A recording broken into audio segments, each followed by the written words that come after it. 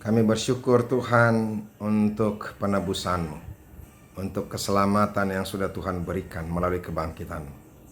Dan hari ini kami mau mensyukuri itu dengan menggumuli firman Tuhan, menikmati apa yang Tuhan katakan melalui firman-Mu. Buka hati dan pikiran kami, Roh Kudus-Mu menyertai kami. Di dalam nama Yesus Kristus kami berdoa. Amin. Shalom Bapak Ibu Saudara-saudaraku yang dikasihi Yesus Kristus. Selamat bertemu kembali hari ini. Semoga kita semuanya dalam keadaan yang sehat-sehat dan bergembira. Kita bergembira karena kita sudah diselamatkan oleh Kristus. Yesus sudah bangkit. Dia sudah mengalahkan kematian. Kebangkitan Yesus mendatangkan sukacita kepada kita, pengharapan yang baru, kekuatan yang baru, keberanian yang baru, semangat yang baru kepada kita. Apapun yang sedang terjadi dalam hidupmu, kalau engkau menyadari bahwa Kristus sudah bangkit dan sudah menyelamatkan engkau, engkau tidak akan bisa lagi bersedih karena apapun. Amin. Firman Tuhan bagi kita hari ini yaitu yang terambil dari 1 Petrus pasal yang pertama ayat yang ke-19. Dikatakan demikian, melainkan dengan darah yang mahal, yaitu darah Kristus yang sama seperti darah anak domba yang tak bernoda dan tak bercacat. Demikianlah firman Tuhan. Saudara-saudara, hidup dalam keinginan daging, hidup oleh duniawi ini, itu adalah kesia-siaan dan tidak akan menghasilkan hal yang berguna, bahkan membawa kepada kebinasaan. Orang-orang yang masih melakukan hidupnya dengan mengumbar keinginan dagingnya. Apa itu keinginan daging? Banyak hal. Ya, gila-gila hormat, makan minum. Apalagi? Ya. Ingin kaya. Bolehkah ingin kaya? Boleh. Apakah kita salah kalau kita ingin kaya? Tidak salah. Tapi orang yang hanya berupaya untuk memperkaya dirinya sendiri tanpa memperdulikan orang lain, itu akan sia-sia dan Tuhan juga tidak akan menghendaki.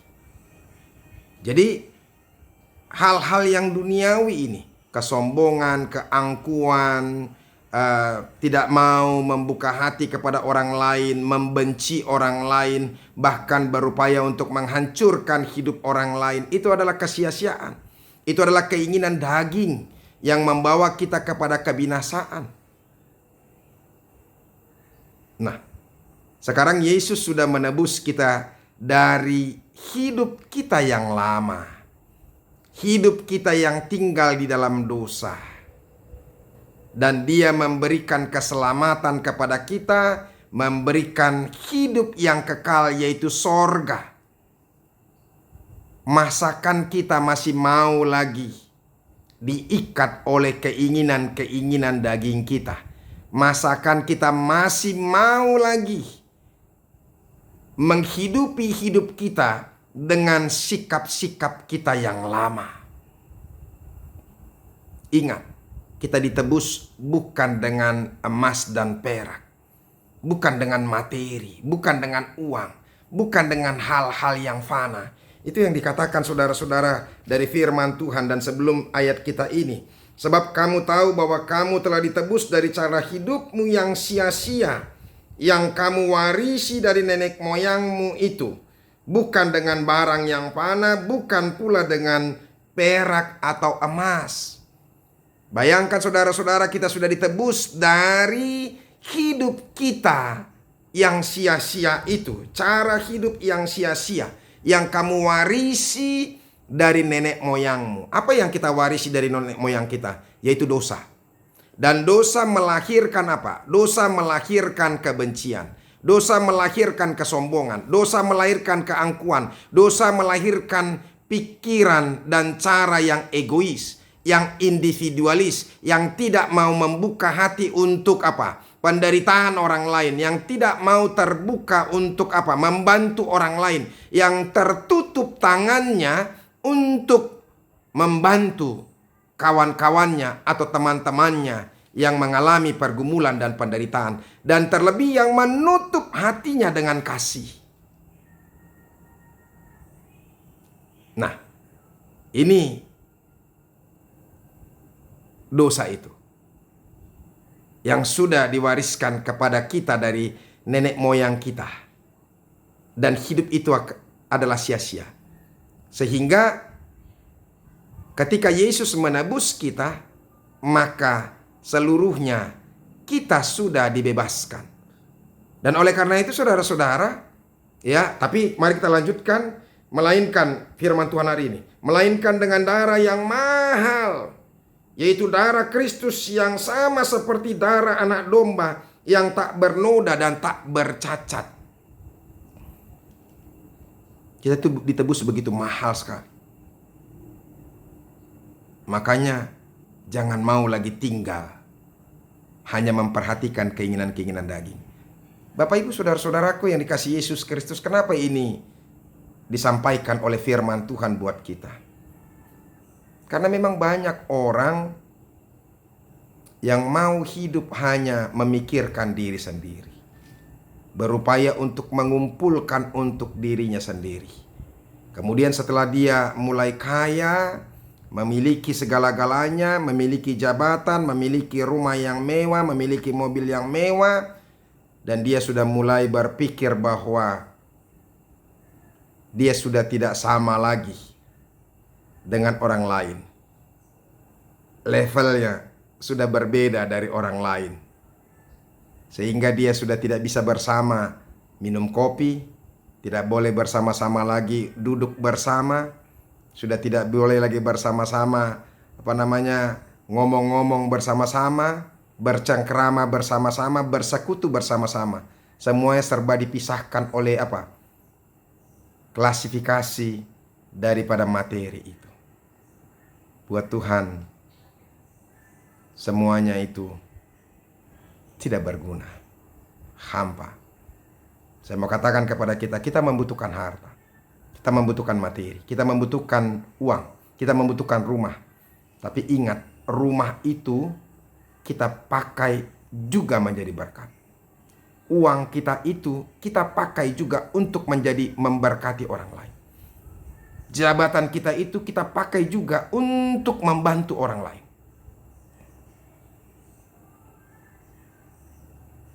Jangan lagi menjadi orang yang egois.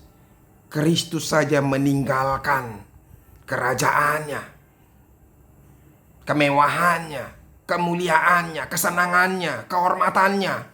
Bahkan dia menderita, terhina. Saudara-saudara, salib itu adalah lambang kutuk, penghinaan. Sebab orang-orang yang disalibkan itu adalah orang-orang yang terkutuk. Bayangkan itu. Dia mau menjadi kutuk supaya kita bisa dibebaskan. Tapi ternyata orang-orang yang dibebaskan itu, orang-orang yang dimenangkan oleh Kristus itu, orang-orang yang diambil dari kehinaan itu, menjadi sombong dan angkuh. Hanya memikirkan dirinya sendiri. Bayangkan kalau andaikan cara berpikir kita itu kita pakai untuk Kristus,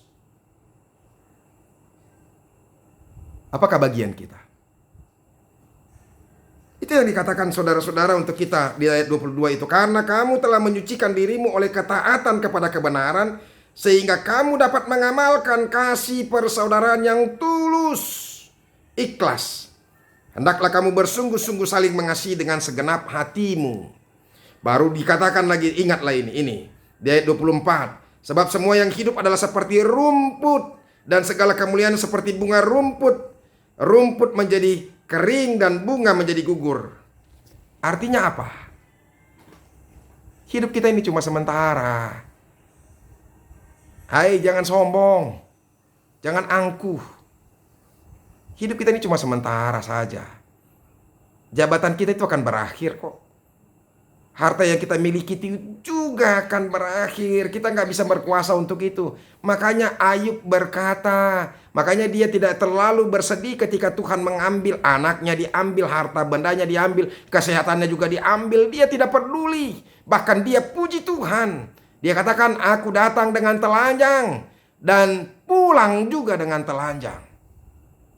Mengertikah kita itu?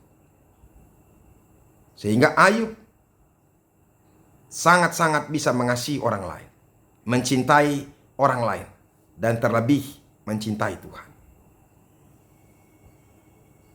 Abraham dipanggil dan diberkati Tuhan supaya dia menjadi berkat. Ingatlah itu. Supaya semua kita mau ambil peduli. Menjadi orang yang penuh dengan solidaritas yang tinggi. Buka perasaanmu, jangan tutup perasaanmu. Jangan sampai hilang perasaan, tertutup dengan kebekuan hati. Ada orang yang begitu takut tidak makan sehingga dia begitu pelit terhadap orang lain. Rakus. Ada orang yang mau hanya mengatur saja. Mau menang sendiri, egois, individualis. Sia-sialah hidup yang seperti itu. Kalau benar kita sudah ditebus oleh Kristus, maka bertobatlah kita untuk tinggal kembali dalam kesia-siaan itu. Kalau engkau memiliki hartamu, mari pakai hartamu juga memberkati orang lain. Kalau engkau memiliki jabatanmu, mari pakai jabatanmu itu untuk menjadi berkat bagi orang lain.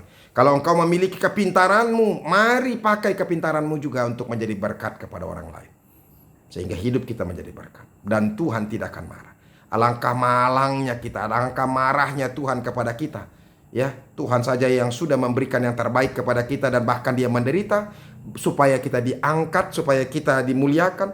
Masakan kita mau menyombongkan diri lagi, angkuh lagi. Semoga firman Tuhan ini boleh mengingatkan kita, meneguhkan kita, sehingga kita boleh kembali mengenal Tuhan, menjadi orang yang penuh kasih. Ingat, hidup kita sebentar lagi. Sebentar lagi Tuhan akan memanggil kita.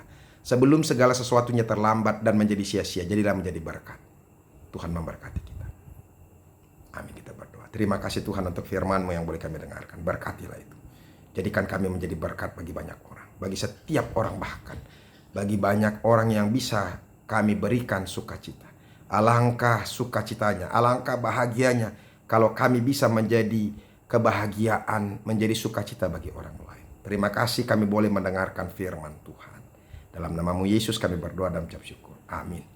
Saudara-saudaraku, kita sudah mendengarkan firman Tuhan. Jadilah berkat. Rendahkan hati. Jangan sombong. Pergunakanlah segala sesuatu yang Tuhan sudah berikan menjadi berkat bagi orang lain. Tuhan Yesus memberkati kita. Sampai ketemu besok. Salam.